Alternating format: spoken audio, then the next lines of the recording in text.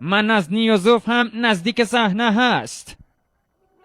این سمت عمر بیگ گساله را در اختیار داره، خودش را از گیروبار دور میکنه، موقعیت برای بازیکنان سرپول و در کجا خونسا میکنه ضد حمله عمر بیگ را و اجازه پرتاب را نمیده چابک سواران پنجشیر.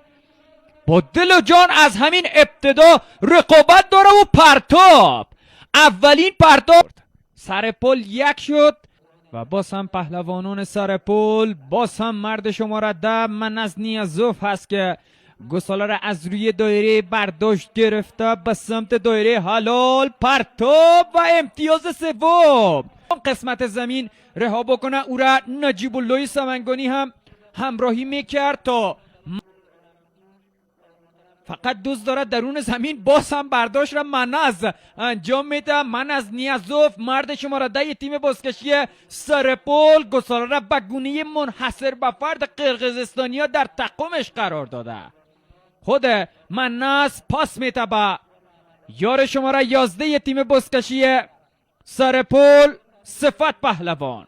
صفت شماره 11 را برتن داره و پیراهن شماره 10 که سالها او در ترکیب تیم بازکشی سمنگان برتن داشت برای من از نیازوف تقدیم کرده.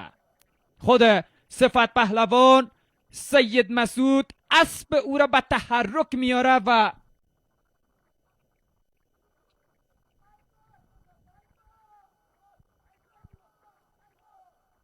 موقعیتی که هنوز تبدیل به امتیاز نشده برای سرپول.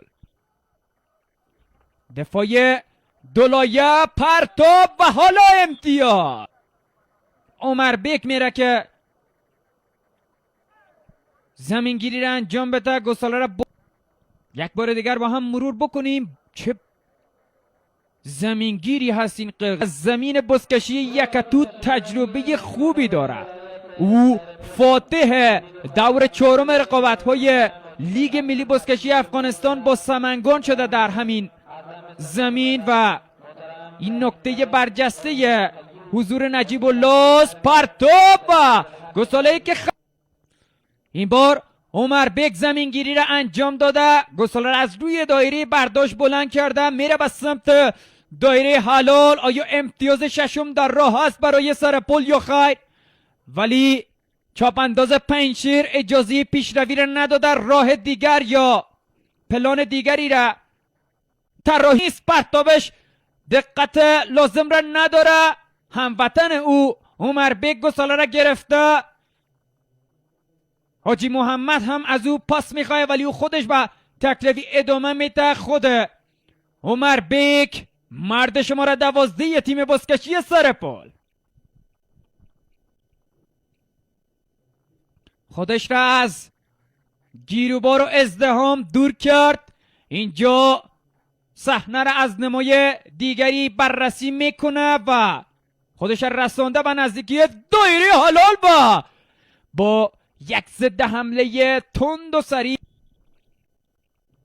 پهلوانان دو تیم باز هم من از نیازوف یک بار نشد که دو گساله را در این مرحله از دست بدی. هر باری که هجوم آورده گساله را برداشته از روی دایره برداشت. رو در رو چه بازیکن است من از نیازوف. در هر نقطه زمین دیده میشه این بشر. خود مناس هتریک سرپول بوده.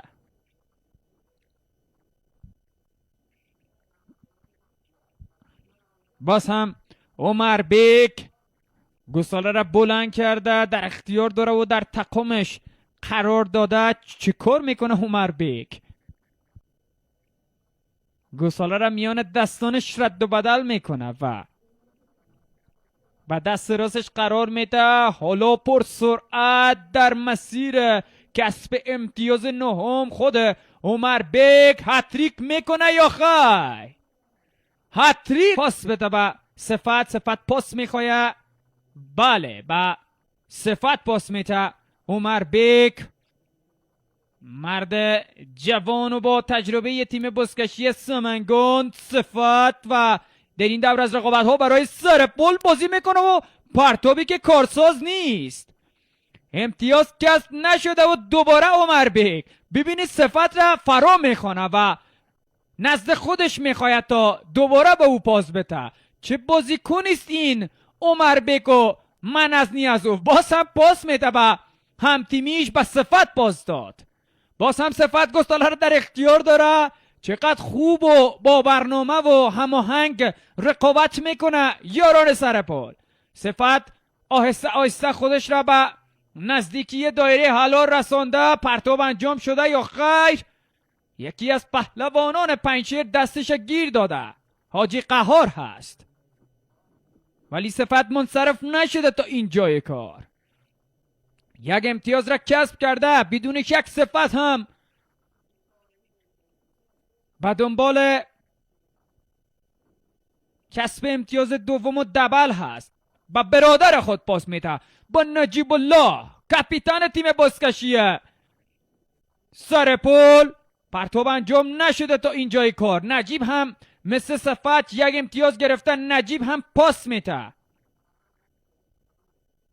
ولی اینجا گساله مجددا در اختیار نجیب هست. سید وز و سید مسعود هم او را پوشش میده. نجیب پرتاب هست یا خیر؟ پرتاب شده، ولی اینکه گساله خط شده یا نه نخیر.